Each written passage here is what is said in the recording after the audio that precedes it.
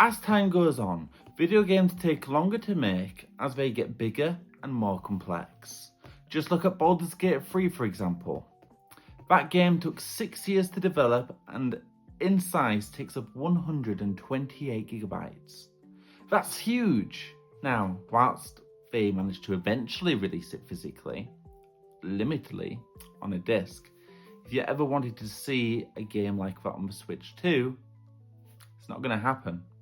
No chance in hell. As it stands, at the time of recording, Switch carts come in one size, 64 gigabytes. So this typically means larger games like Final Fantasy VII Remake Integrate cannot fit on a standard cartridge, which means, like Baldur's Gate 3, they have to be released digitally. This is how an interaction between Nintendo and a video game developer probably goes. Hey you, do you want to release your game on the Nintendo Switch 2? Yeah! Is your game too big to fit on a cartridge? Yeah!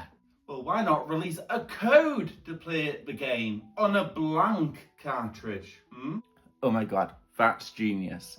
But wouldn't it make more sense just to release it digitally, rather than waste resources on a blank cart? Why can't you just release larger cartridges so I can actually release my game physically properly? No. Sorry for the shoddy editing there. I won't do that again, I promise. So let's look at the pros and cons of a code on cards. They allow you to continue buying games from brick and mortar stores. You can get a card and a box to add to your physical collection. You can sell and lend the game when you're finished playing. Thanks. Okay, now let's look at the cons. You only have a license to play the game, you don't actually own it. And whilst that's technically true for all previous games as well in the history of video games, you did technically own those games. You can only play the game for as long as Nintendo maintain the servers.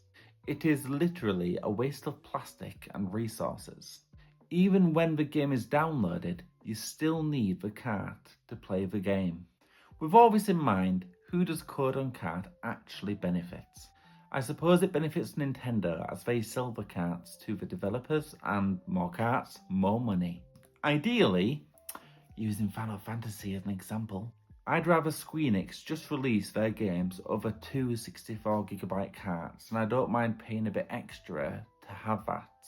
We could just call it a cart tax, or just don't release it physically at all. The whole Code on Cart issue for me feels like a giant scam.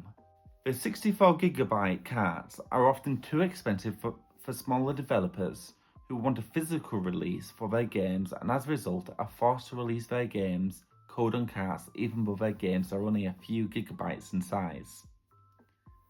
This was the case for the developer In Games who make R-Type, which is a drastically small game and wasn't worth adding the development cost of purchasing a 64GB cart, and as such ended up releasing the game Code on Cards. But after Backlash, they confirmed they would be releasing the full game on the cards. It's since been leaked that Nintendo are going to be releasing 16 and 32GB cards, which is likely what the R-Type developers will be using. The release of smaller carts couldn't come at a better time. What with the backlash of Pocopia, which has been confirmed to be Code on Cards. Considering the game is being produced by one of the richest video game developers in the world, it's kind of insulting, isn't it, that they would do this? Even the comments on the video where this was announced are brutal, as it was announced in a how to use a code cart video. Make your fanbase hate you entirely. Speedrun world record any percent. How to use game cards. Step 1. Don't. Thanks Nintendo for instruction which games not to buy. The audacity! Went to check if the comments were disabled. Surprisingly, they aren't yet. All in all, keycards do not benefit the customer. They don't benefit the developers, they only benefit Nintendo. Nintendo had so much goodwill coming from the Switch 1 to the Switch 2, and they throw it all away. Anyway, that's me. Catch you next week. Bye! Oh, if you enjoy this video and like my content, please don't forget to like, comment and subscribe. We are nearly at 1,000 subscribers.